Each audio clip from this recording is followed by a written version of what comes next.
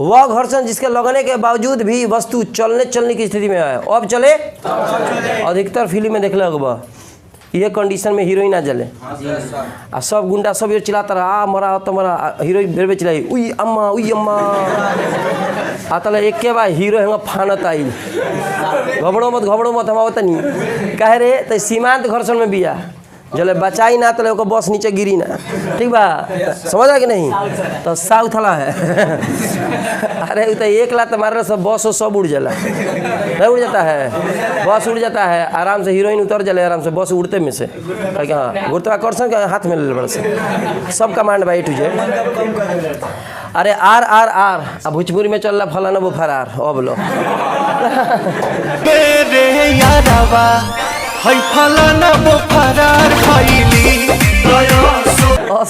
हिंदी में चल सिस्टम तो खतरनाक भोजपुरी में कर दिया।